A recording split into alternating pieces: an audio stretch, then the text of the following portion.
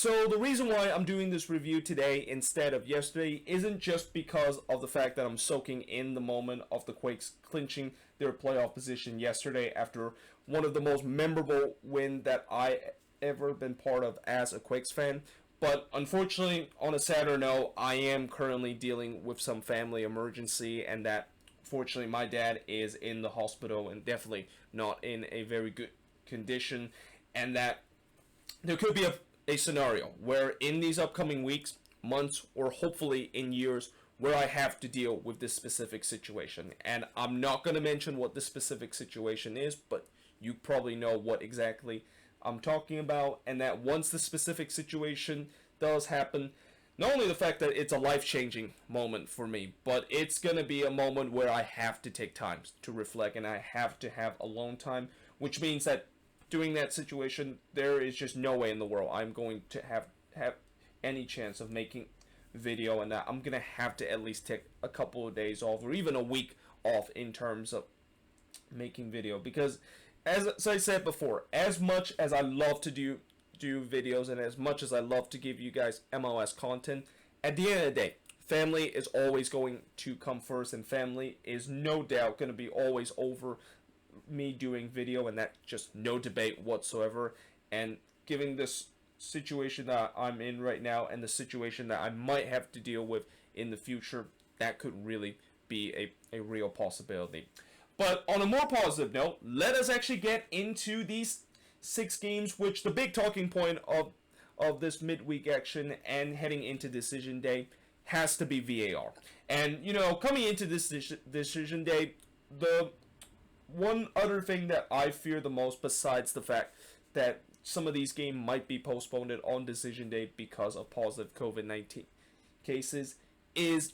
the usage of VAR. Because we saw this week where there were a couple of games where VAR was clearly not used correctly and clearly made the wrong call that could have easily determined the outcome of not just the game, but also in terms of playoff seeding, and also if a team actually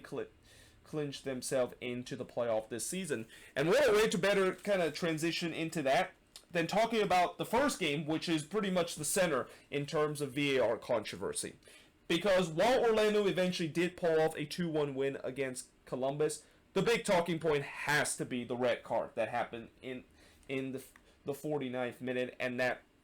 a lot of Orlando City fans are absolutely fuming about that red card, and I don't blame them whatsoever, because in my opinion, there's just no way in the world that is a red card, and that I would even say that is probably one, if not the worst call I've ever seen this season that VAR has been called on. But besides that very controversial call, there was also a couple of calls that I don't think gets a lot of attention, but I'm still going to talk about it. And one of them came in the 10th minute when there was no penalty that was called after it looks like Pedro Santos appeared to handball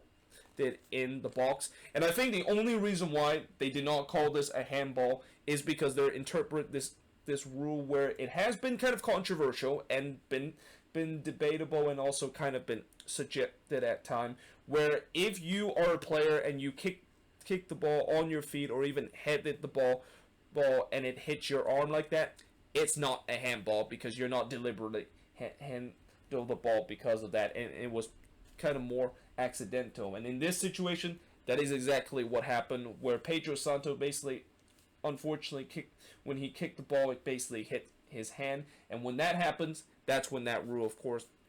comes into play. And I know that rule isn't usually interpreted very well, and that there's times where referee don't even interpret that, don't see that as actually a rule, and that they could kind of make the other decision, and that in some way it kind of go either way in terms of how that rule interpret. I think at the end of the day, if they actually interpret that rule correctly, then yeah, that of course is the right call. And that we're also going to see later in this review that there was something similar to that happen in one of these later game, and also kind of the reason why that rule is very controversial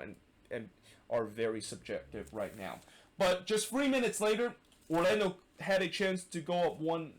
despite not giving a penalty, and probably should have been 1-0 up because Junior Urso wide open in the 12-yard box, and somehow in some way he missed that one wide. Like, that is one that I think Urso is going to think about for a very long time, because you cannot not have a worse miss than that, with you being wide open in the 12-yard box and somehow not even hitting the target to give Orlando a 1-0 lead. But despite that, I thought Orlando was all over Columbus early in this game, and it was just a matter of time before Orlando City does get that opening goal, which happened in the 27th minute when Chris Mueller scored from Mauricio Pereira to give Orlando a 1-0 lead, and this was all because of a poor giveaway from Columbus in their own half. Like, throughout this game, I thought Columbus was being very sloppy on the defensive end, and that I kind of knew that one of those sloppy giveaway is eventually going to lead to an Orlando City goal, and before you know it, in the 27th minute, that is exactly what happened, where a sloppy giveaway allow Orlando to go on the attack, which they able to capitalize on the mistake with Mueller scoring from Pereira. Now, in the 29th minute, Orlando almost made it 2-0, but Room, who had coming off of that incredible performance against the Union with an incredible double save here to rob Kyle Smith twice a chance to double Orlando City lead, before Galese did have to make a rare save denying Zalarian on a weak header, and that was really the only thing that Galese had to deal with, as Columbus they didn't have any chances besides that, and that, you know, they were kind of lucky, the fact that they were only heading to halftime with a 1-0 deficit, because Orlando clearly should have been at least 2 or 3-0 heading into the second half. And as we head into the second half, this is where the talking point, of course, gets, and this is where I talk about how,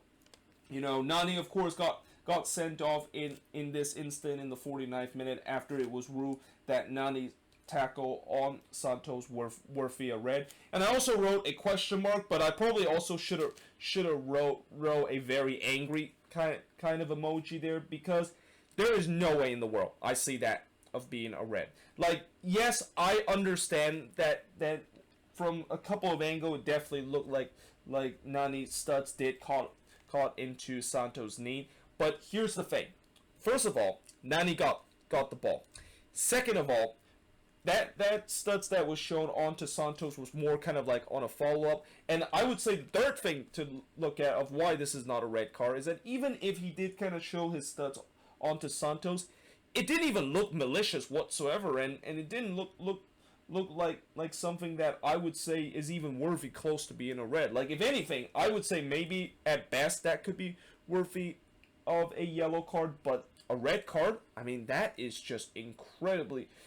harsh, and that I do have to agree with a lot of Orlando City fans that is absolutely fuming about that. And, you know, Nani, he was kind of surprised to the fact that he got sent off, and that, you know, it definitely took a couple of minutes before he did have to walk up the pitch and given his marching order, and then he was actually crying as he was walking off the pitch. And honestly, seeing Nani cry really kind of hit me very hard, and that even though I'm not an Orlando City fan, seeing Nani cry as he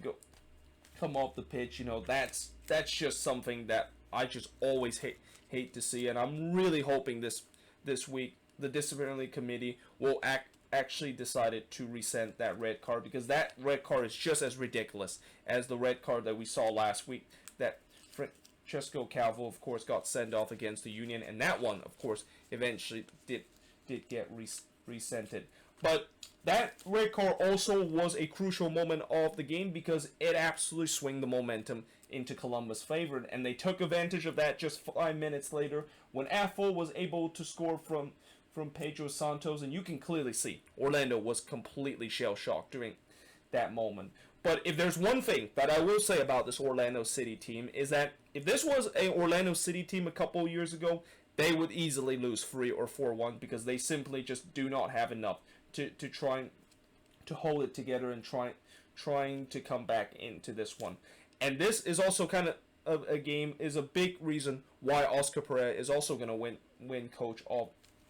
the Year, because this was a game that he definitely did not let the team just kind of have their heads completely just hang down and said that they're just going to quit. Because after when there was another decision that kind of gone against Orlando, where VAR did not give Orlando City a penalty after it ruled that Keita did not handball it. And during that incident, I did see a couple of times where, yeah, I mean, it was kind of tough to kind of overturn it because there was not clear and obvious kind of error to kind of overturn it. But that being said, nowadays, clear and obvious in VAR is such a judgment call where that could have easily been overturned and give Orlando a penalty. But after that call that seems to have gone against Orlando, you can clearly see they just had enough. Like, they were very angry with the calls that kind of gone against them, and they, even despite they were down to 10 men, they were really attacking and going all out on attack to trying to get that lead back, which they did. In the 84th minute, Benji Michel scored from Pereira to make it 2-1 in favor of Orlando, and although there's no doubt this was a brilliant solo effort from Benji Michel, that is some shocking defending from the Columbus Crew with the way that there was 4 guys in the box, and yet somehow in some way they let Michel get into a good position to put that one into the back of the net. And that just like that, Orlando gets the 2-1 lead, and they were able to hold on to this 2-1 lead despite the fact that Columbus was going all-out attack in the last 6 minutes. And the shots in this game, 13 shots compared to 11 that Columbus had. Both teams had 4 shots on goal, 5 shots off target compared to the 4 that Orlando City has, 4 shots that was blocked compared to 3 that Columbus had, and possession-wise, 49% possession compared to 51% possession. And not only the fact that Orlando City clinched themselves into a situation where they're going to at least have one home playoff game in the Eastern Conference, this win feels even more sweeter. The fact that they beat the system. Like, everything seems to be against them in this game, and yet somehow, in some way, they beat the system and still able to walk away with all 3 points. But for Columbus, this has got to be very concerning because, you know, this is definitely a team that a couple of months back, I thought maybe they would be an MLS Cup contender because they look very good, but lately they have just not looked good at all, and this is even when they actually get some of their guys back in the starting 11, where they still looked just as terrible as when they do not have those guys back. Now, you could argue maybe those guys that they are getting back from injury are not back to match fitness, but, you know, we're getting to a point where they got to get things going, because if they're going to head to the playoffs in the form that they're in right now, I won't be surprised if they're not going to make it very far, especially if they have to play on the road, which we know this team, they still have not won a road game, or are one of the few, if not the only playoff team right now that have yet to win on the road. This is something that they got to change if they're going to think about making a deep run heading in to the playoffs, because otherwise I really don't see this Columbus team actually making a deep run if they do have to face against either a good opponent at home or they have to go on the road to face a good opponent. But moving on, in terms of the next match, is Minnesota and Chicago. And you know the old saying, you know, you can be lucky as much as you want, but eventually that luck is going to run out. Well, in the case for the Loons, it seemed like that old saying hasn't come true yet, because it seemed like that luck still hasn't run out for Minnesota, as I really think this is the 4th straight game that Minnesota got very lucky, the fact that they did not lose this game against Chicago. And if you're a Fire fan, you have every right to be upset the fact that you didn't get all 3 points in this game, because they had, once again, this was a very typical Chicago Fire performance this season, where they had moments of getting goals and potentially putting this game out of reach, and yet they weren't able to do that. Now, in the first half, and one thing I will say for Minnesota and give them a little bit of the benefit of the doubt, is that they were very shorthanded in the midfield and in the back line. Like, we didn't have Michael Boxall in this game, which is the first time we haven't had him pretty much through this season, and also our midfield was basically completely shorthanded, with only young Gregory as the only regular starter in that midfield, besides the fact that you know, guys like Hassani Dotson, Ozzy Alonso, and Jacori Hayes was all on the IR list. So I'm going to give the benefit of the doubt the fact that the Loons definitely did not look well on the defensive end, and also were getting absolutely outclassed in the midfield, because we basically were putting a reserve team in terms of that position. That being said, in the 11th minute, Majran had a 20-yard shot that just went wide off the post, and kind of a warning shot to Minnesota that Chicago was here to play. But Shuttleworth did had to deny Aha and Kamara on the corner, and almost both of those guys almost gave Minnesota a 1-0 lead, but eventually Chicago would be the one that gets the opening goal, and it would be the red-hot Robert Beric that gets the opening goal for the Chicago Fire before they could have made it 2-0 just 4 minutes later when Mihanovic missed an absolute sitter from about 5 yards out, and I thought Dane Sinclair got away with a big mistake that allowed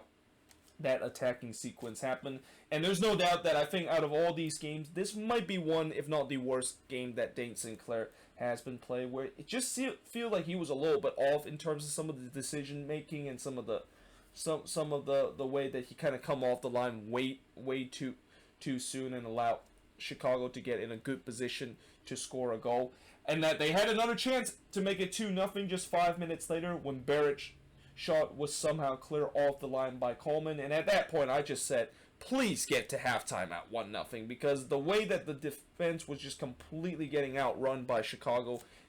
it was just a matter of time before this game was going to end up to be 2-0. Although we did have a chance to tie the game up in the 38th minute when Shuttleworth was able to deny Finley, who was through on goal. Did we deserve that equalizer if Finley actually put away? Probably not. But that being said, I was kind of frustrated the fact that we weren't able to put away that chance, because that was by far the best opportunity we had in that game. So heading into the second half, down 1-0, it would be eventually 2-0 in favor of Chicago, because Pineda would be able to put it away to give Chicago a 2-0 lead, and that the Loons, they just have not improved in the second half. Like, I thought heading into the second half, maybe Adrian Heath would rally the troops up the way that they can play a little bit better, and it just didn't seem like that is the case. And when that second goal went in, I thought for sure that the Loons was in trouble and that Minnesota is probably going to lose for the first time in 6 games, until Reynoso basically subbed in the 60th minute. And this was probably a substitution that completely changed the game for Minnesota, because after he was subbed on, not only the attack was much better, but the defense was actually much more decent than the first 60 minutes. And I guess maybe the reason why that is the case is that Minnesota actually start to control the game after Reynoso comes in. And he made an instant impact just 4 minutes later as he delivered a wonderful full free kick into Jose Aha, who basically puts it into the back of the net to give Minnesota one back. And then after that, the Loons were really piling the pressure on Chicago and was really looking to get that equalizer, which they did. In the 80th minute, Robin Lehrer was able to score from Metenier after, Metenier, throughout this game, I definitely was frustrated with some of the crosses that he was putting in that was relatively poor, but this was one of the one that he puts it in a perfect position where Robin Lehrer was able to hit that one away to tie the game up at 2 apiece. And at that point, I'm happy the fact that we were able to show some resilience to come back from a 2-0 deficit, but I also thought that this is the one that we could get all 3 points and we can really come back from a 2-0 deficit to win 3-2 in this one. But that did not happen, and instead Chicago looked like they were going to get that third goal too, because in the 87th minute, Dane Sinclair, despite the fact that I said he didn't have a good game, made a big save to rob Collier, who was through on goal. And then in the 3rd minute of stoppage time, it looked like the Fire got that winning goal when Beric was able to just hit it in after a bit of a scramble in the box. But they go to VAR to see whether or not if there was offside that was called in 2 of the Fire player in the back post. And yes, there was an offside that was judged in terms of 2 of those Fire player in the back post that was in an offside position. And therefore, the 3rd goal was disallowed. And in the end, the Loons, they got to thank VAR, and in terms of some of the luck that gone in favor of them again to get a 2-2 draw against the Chicago Fire. And I didn't put the stats in this game because I kind of run out of rounds. But in terms of the shots, both teams actually had 17 shots, and both teams also had 7 shots on goal. 3 shots off target compared to 8 that the Fire has. 7 shots that was blocked compared to 2 that the Chicago Fire has. And possession-wise, 51% possession in favor of 48% possession that Minnesota had in this game. And while the stats was kind of even in terms of how it played, I really think that the Chicago Fire deserved to win this one, and especially, again, those missed chances. The Mihanovic sitter that he missed, and the Barrett shot that was clear off the line in the 25th minute, and then the Collier shot that was saved by Dane Sinclair. if they would have put those chances away, they didn't have to rely on in the 93rd minute where eventually their goal was disallowed because of VAR. And those are also kind of the moments that could potentially cost them their playoff position, because now they're heading into the final day where, even though they got a draw in this game, they definitely are still in the balance and kind of just allow all these teams around them to still have a really good chance in terms of overtake them and jump into the red line. And that if they don't get a result against NYCFC heading into the final day, they could really potentially get eliminated from the playoffs, and that has to be a very frustrating thing if you're a Chicago Fire fan. But moving on, in terms of the next match, is Nashville and Dallas. And I'll tell you what, this was unexpected from Dallas. After what happened a couple of weeks back where Nashville absolutely dominated FC Dallas, and how Dallas has been just absolutely poor when they're playing on the road, this was kind of unexpected, the fact that Dallas was actually able to put a good road performance, and in the end, able to get I believe, their first ever road win this season with a 1-0 win against Nashville. And early on, it looked like they were going to get the opening goal when Willis in the 15 minutes was able to deny Ricarte from the close range. But eventually, the opening goal came in the 19th minute when Hollinshead was able to put it away, and eventually the winning goal of this game. Then Willis denied Pepe a chance to make it 2-0, and really Dallas looked like they were in charge of this game. And it seems like Nashville, of how bad they kind of look in the second half against Chicago, it seemed like it kind of continued into this one. Now, eventually they did kind of come back into this one, and that in the 35th minute, Romney had a long-range effort that was denied by Maurer after there was a scramble in the box, and I thought that was probably going to be one of those Nashville goals where there's chaos in the box and somehow it goes up into the back of the net, but it didn't happen in this instant. And then in the second half, I thought Nashville started to play much better in the second half, and that Leal had a long-range effort that went wide in the 53rd minute, before things kind of started to be a little bit even up, with Willis able to rob Mosquera and a chance for Dallas to put this game away. Before Joe Anababa had a header that was cleared off the line by Dallas. I believe it was Hollinshead, the one that clears off the line for Dallas. And despite the fact that Nashville was pushing for the win in the final 9 minutes of the game, Dallas was able to hold on as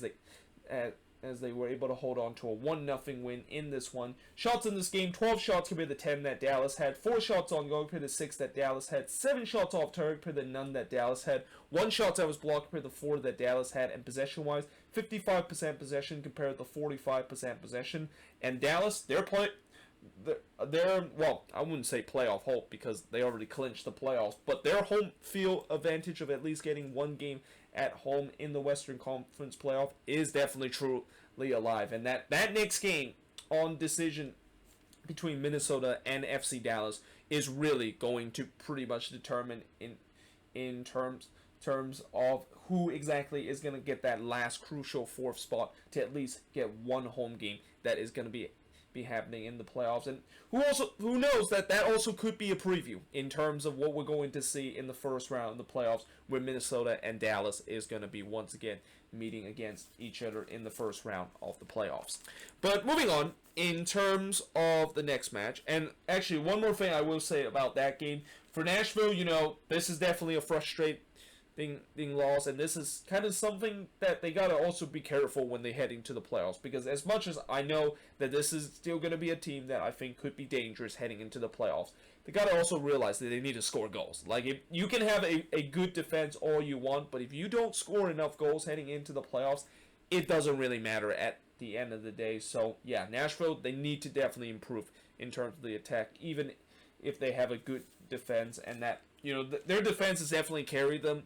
going through the playoffs, but that attack really need to take some of that slack off and some of that pressure if they want to make a run heading into the playoffs. But moving on, in terms of the next match, is the Rapids and the Portland Timbers. And I gotta say, the Rapids, they are gonna be a dark horse team heading into the Western Conference playoffs. And the reason why I say that is because the Rapids in the last 2 games not only have looked very, very good, but this is definitely definitely a team with the way that they haven't had to deal with the tear and wear, and that most of their players are pretty much not on the IR list because they haven't played as much games as recent. This is a team that is going to be dangerous heading in playoffs because of that advantage against team that might have to deal with just numerous injury lists, and also players that might go on international duty, or even the fact that most of those teams are going to be absolutely exhausted heading into the playoffs. Now, in the first half, they almost went 1-0 up when Shiki volley that just missed high off the net. Before, in the 15th minute, VAR overruled Colorado penalty after it deemed Tuluma did not handball it in the box. And remember how earlier I talked about the Pedro Santos incident where he basically kicked the ball into his hand and that was not a handball? This was a very similar situation. Although this one, as I said earlier before, of why that rule where it says that when a player basically kicked the ball with their feet or head the ball into their hand, that of course is not a handball, is being very subjective in terms of that rule. That's the reason why. Because you can clearly see Toluma basically put his hands in an unnatural position, and even though that ball kind of came off of his feet, if you want to go with the other rule where if a ball kind of hits your hand in an unnatural position, that obviously is going to be a penalty too. So, yeah, I mean, I understand why Rapids fans are upset that is not given, because if you look at the other rule, then that's clearly going to be a handball. And the announcer for Colorado that was listening, they literally spent the entire half talking about this, and that they basically kind of was really frustrated about this, which I understand that they alongside with Rapids fans are frustrated about this, but you don't need to spend the entire half complaining about this, and just kind of move on from it. And that I feel like they probably could have talked about how Colorado, they looked like they were the better team, and that coming into this game, I thought maybe the Rapids were going to be the one that's going to be defensive and trying to see if the Timbers can break them down, but didn't happen in this one. It looked like the Timbers were the one that being defensive and trying to go with their bread and butter play, which is sit back, trying to counter the opposition. But Colorado did a good job in terms of, even though they were playing in the hands of the Timbers, they did not allow the Timbers go on the counter attack and have some chances of scoring. By the way, heading into halftime, it was 0-0 as both teams didn't really had a lot of chances heading into halftime, and that would be the same case heading into the second half, as there was really not much chances early in the second half too, but you can kind of start seeing as the game goes on in the second half that Portland was starting to control the game and that they were getting some chances of their own. One of them came in the 76th minute when Jimmy Chara couldn't quite put away a chance after a lightning counter attack that the Timbers had put in. But as the game continued to be 0-0, it was really kind of started to be up for grabs of whoever scored that first goal is going to eventually win the game. And that team that scored the first goal was the Colorado Rapids. In the 83rd minute, Kellen Acosta was able to score from Jonas Namely to give them a 1-0 lead. They actually almost made it 2-0 in the second minutes of stoppage time, as Steve Clark was able to just keep his team in the game by robbing Mosqueda. But either way, what a big victory this is for Colorado, and a statement win for the Rapids of how this is definitely a team that can definitely go on the road against a Western Conference team in the playoffs and really cause them some havoc and cause a bit of a surprise. As the shots in this game, 11 shots compared to 8 that the Rapids had. No shots on goal compared to just 4 that the Rapids had, and no shots on goal for the Timbers. I think this is probably the first time this season they actually finish a game with no shots on goal whatsoever. 7 shots off target compared to 2 that Colorado has. 4 shots that was blocked compared to 2 that Colorado has. And possession-wise, 52% possession compared to 48% possession that Colorado has. And the Portland Timbers, not only the fact that they're very frustrated that they weren't able to get the result, but they definitely miss out a big chance to get at least a point or even all 3 points to either keep track of Seattle or get a couple of points advantage over Seattle in terms of getting themselves remain at the top spot. And I think as we speak right now, they actually are now found themselves in second position, as SKC look like they have now got that top spot in the Western Conference back. Now, speaking of Seattle, moving on into the very next match. is the Sounders versus the Galaxy. And I'll tell you what, as I mentioned, I was watching these two games very closely because, the Quakes, in terms of them clinching the playoffs, have also a lot of meaning in terms of this one, where if Seattle is able to get the win over the Galaxy, that means that the Quakes would basically make the playoffs if they can just get a draw against LAFC. Or, in this case, if it's a draw that happened in this game, the Quakes will also make it if they get a draw against LAFC. And as soon as when Ruidíaz was able to score the 3rd minute of stoppage time, I literally could breathe coming into this game between the Quakes and LAFC. And I'll talk about that a little bit later after I review this one. But yeah, the Galaxy have officially been eliminated in the playoffs, and they were going to eliminate it either way, even if they were able to hold on to a 1-0 lead. But one thing that I did see in the first half is that, when I look at the starting 11, it was clear that the Sounders were going with a reserve team. And this is not a big surprise because you can clearly see that this Sounders team was completely running out of gas in that Colorado game. And Brian Schmetzer definitely thought that there's just no way he's going to have to put the same team that looked like was running out of gas in that Colorado game and start them in this one. So he basically put a reserve team coming into this one against the Galaxy, and that early on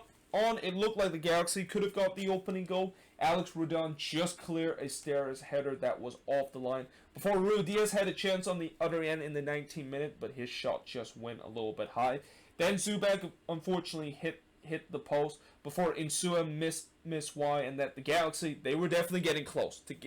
potentially get that opening goal, but unfortunately they weren't able to do that as we head into the second half. Now in the second half, I thought both teams had some chances to get the opening goal. Bingham denied Jovan Jones, who took a long range effort from about 25 yards out, before Zubak had another chance to score and make amends of the miss that he had earlier by hitting the post, but unfortunately this time he also missed it from close range to keep this one at 0-0. Before Christian Rodon just missed wide from 17 yards out, and I know I didn't rate this on the board, but right around 3 minutes before Rodon basically missed wide from 17 yards out, this is when Brian Schmetzer decided to bring on the cavalry and bring on Rodon and Jordan Morris to hope to get all 3 points coming into this game. Now just 1 minute later, Bingham was able to rob Rodon on the header before in the 78th minute we finally had a breakthrough, and it would be none other than Chicharito, the one that finally end the goal scoring drought that he has from Alvarez to make it 1-0 in favor of the Galaxy. I love that kind of LeBron celebration that he did after, but that has to be such a relief for Chicharito, knowing the fact that this have just been an absolute nightmare season for him with the LA Galaxy, and hopefully that goal might be one that can kind of spark things that can go right for him heading into next season. Although there's still a lot of discussion whether or not if the Galaxy is even thinking about keeping Chicharito onto this team. Now in the 85th minute, Ruidíaz had a chance on the free kick, and actually no, it wasn't Ruidíaz. It was Ladero, the one that of course take this free kick, but unfortunately he struck the post before Ruidíaz actually put away the winning, or put away in the 93rd minute and get the equalizer for Seattle for Morris and Paulo. And there's no doubt that Bingham should have done better in that instant, because it looked like Ruidíaz basically hit straight into Bingham's hand, and somehow in some way he basically still put that one in, and that Bingham basically paired that one back into the path of net. That's something that Bingham clearly should have done better, and it's no doubt that a lot of Galaxy fans are demanding Kinsman to be back in net in this, with the way that Bingham did not play very well in this game either. But either way, the shots in this game, 17 shots compared to 12 that the Galaxy had, 3 shots on goal compared to 4 that the Galaxy had. Both teams had 8 shots off target, 6 shots out of block compared to none that the Galaxy had, and possession-wise, 67% possession compared to 33% possession that the Galaxy had in this game. But like I said, the Galaxy, they officially are eliminated in the playoffs, and the reason why they're eliminated, even if they would have got a 1-0 win, the Quakes, they were able to get the victory over LAFC. And as I said before, this was probably one of the most memorable wins I have ever seen the Quakes been part of in all my time being a Quakes fan. I think this win is going to definitely go up right up there between the 3-2 win that we got on decision day in 2017 against Minnesota, and that we scored that last minute goal from Marco Arena to basically get ourselves into the playoffs. And that I would say this win that the Quakes put and the performance that they put against LAFC, no doubt, is so much better than the last time that we actually also got a win against LAFC, and that there was no luck that was involved in this game. Like the last game against LAFC, yeah, we definitely got a little bit lucky with the way that LAFC was being poor in terms of finishing, and that we got those 2 late goals in the last 10 minutes. There was no luck in this game. And there was definitely points of this game where I thought the Quakes were actually better than LAFC, and that just feel like LAFC, they just didn't really kind of showed up in this game. And again, I understand that this is kind of a game where you know, since it was such a short notice with the way that both team was notified that this game is actually going to be happening yesterday after it was postponed on Sunday. But that being said, I don't think that's an excuse for LAFC, knowing the fact that the Quakes also had to deal with the same situation, and that the Quakes, from what I know, they even said that they were completely unprepared. The fact that they actually thought that this game was for sure going to be canceled, and now it is basically going to be on. Now, in the 8th minute, Mark Sinkowski, I thought he got away with a mistake after he basically gave the ball away to LAFC that start an attack that unfortunately Rossi just missed wide of the net. Mark Sinkowski, I thought he had an okay game in this. You know, this was definitely not one of his best game, and there was a couple of times that he did make a couple of mistakes. But having said that, he did also come up with a couple of big saves to keep LAFC at bay for majority of this game. And don't let the 2 goals distract you for the fact that LAFC didn't really get to the second goal in this game until very late in this one. Although they did get one of their 2 goals in the 23rd minute when Blessing was able to score from Diego Rossi. I thought this was terrible defending from the Quakes, and that this was also a goal I was thinking, oh god, here we go again. Is this kind of one of those incidents where the Quakes are going to just get absolutely slaughtered, and this is the beginning of LAFC just going to kind of maintain storyline of why this rivalry has been just so one-sided. But then 5 minutes later, Atuesta unfortunately scores an own goal, and originally this ball was coming in from the corner, and somehow in some way it actually ends up into the back of the net, despite the fact that I thought this corner wasn't very good, and I guess maybe they were trying to put it near the near post so that Fierro somehow will just flick it into the back of the net, which actually I thought that was kind of the case, but on the replay it was pretty clear that Atuesta got the last touch and basically puts it into his own net. But yeah, that of course tied the game at 1 apiece, and that really gave hope for the Quakes, because as I said, you know, them going down 1-0, I thought it was all over, judging by how this rivalry has been, if you not include the lucky 2-1 win we got last time. And that really gave the Quakes some confidence, and they actually had a couple of chances of potentially get that second goal, and they would get it in the 37th minute, and it's none other than Wando, who, you know, I'm really hoping this is not the last home game he will ever play at the Quake Stadium, but judging by the fact that, you know, he made that post-game interview talk with the way that he's kind of talking like almost like this is his very last home game, and the way that after the game he basically come out onto the Avaya Stadium pitch all alone, just make me feel like this might be a very bittersweet moment, that maybe Wando might have just played his very last game at home as a San Jose Earthquakes player. But if that is the case, what a way to finish your career, and what a way for one last time to able to get a huge victory to basically give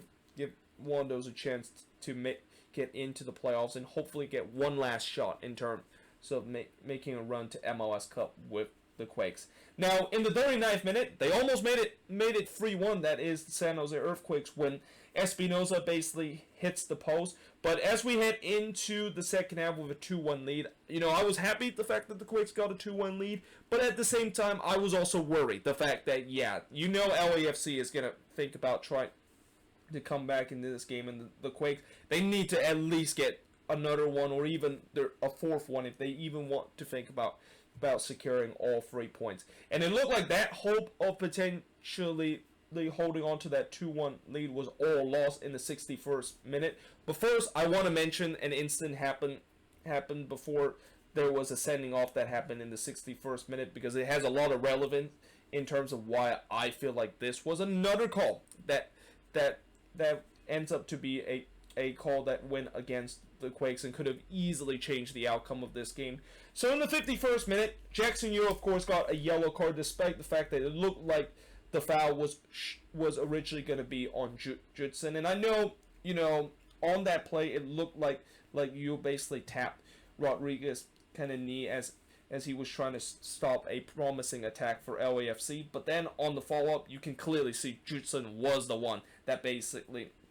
clearly puts hand on Rodriguez. And anytime when you have that incident, usually the referee would give the yellow card to the player that of course was the most recent to commit the foul. So I thought that foul should have or that yellow card should have been on Judson instead of Jackson Yu. And that would be important because in the 61st minute, Jackson Yu would get a second yellow card. And even this one, I don't know if this could be called a yellow card, because I thought Jackson Yu win that ball clean and square, and that, yes, it was kind of a crunching challenge, and on real time you could see that might be worthy a yellow card offense, but I just feel like that was just one that he of course win the ball. And unlike the 90 red card that we saw, this one I didn't even see any studs that was shown. Like, Jackson Yu didn't even put any studs whatsoever into this LAFC player, so I don't think that should be a foul in the first play, and should have been a second yellow card. But because of the mistaken identity earlier in this game, yeah, it was very unfortunate seeing that of course happen again. That was kind of the moment where I thought, yeah, the Quakes are probably not going to hold on to this 2-1 lead, and that LAFC is going to come back into this, right? Well, the unthinkable happened in the 72nd minute, because the Quakes would get a third goal to make it 3-1 in favor of LAFC when Espinoza was able to score from Salinas. And just as you thought that was unthinkable, what's even more unthinkable is that the Quakes actually had chances to make it 4-1. Just 3 minutes later, Espinoza basically had a chance to make it 4-1, but unfortunately he hits it just wide. Salinas basically whiffed a shot from about 5 yards out, and I'm going to kind of blame the Quake Stadium turf monster because of that, because he kind of caught onto the turf that basically made him whiff that shot. Before, in the second minutes of stoppage time, Vermeer actually robbed K-Cow, who was literally through on goal, and that, I feel like for K-Cow, next time he should either just dig one over the goalkeeper, or even think about trying to go around the goalkeeper and slots it into the empty net. Because anytime when you try to hit that one straight to the goalkeeper with power, the goalkeeper probably would able to get the save, because he just kind of make himself as big as possible. But yeah, the Quakes, they had multiple chances of getting that fourth goal, and that, even at 3-1, for majority of the last couple of minutes, I was still very concerned with the way that the Quakes are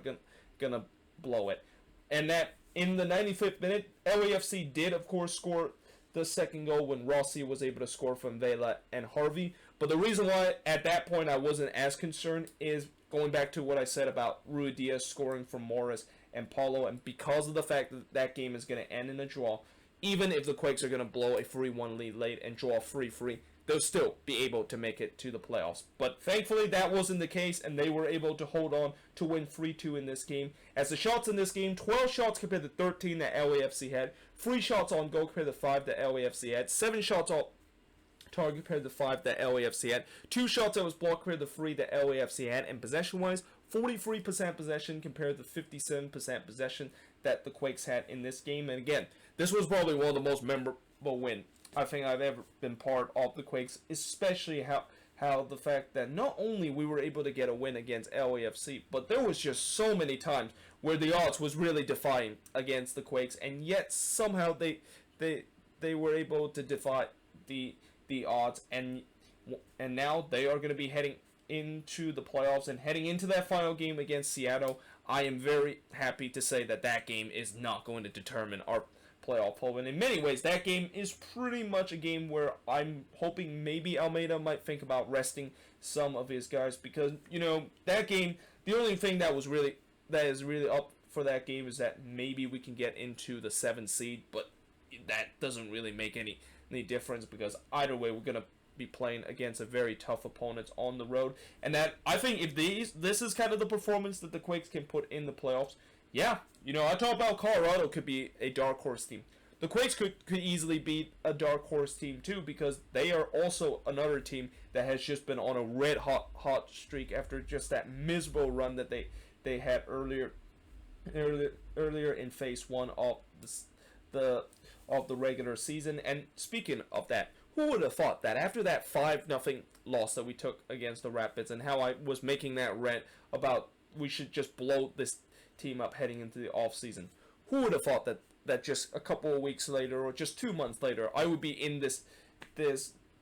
review talking about how the Quakes have clinched themselves into the playoffs. I mean, it just doesn't get more 2020 with the way that the Quakes have clinched the playoffs as the way that they have gone this season. And I'm just really hoping that roller coaster ride that we're on is not going to end, as we are going to be going into the playoffs in these upcoming weeks. But yeah, there we have it. That is pretty much it for the review of yesterday's action. Almost said today's action, but it was actually from yesterday. But let me know in the comments below, what do you think of these 6 games, and that I am going to, of course, do the preview of the decision day game probably either on Friday or Saturday, because I want the league to put on those playoff scenarios so I can put it onto the board. But yeah, hope you guys enjoyed this video. If you do, make sure you guys leave a like, smash the subscribe button, and yeah, I of course will see you guys next time.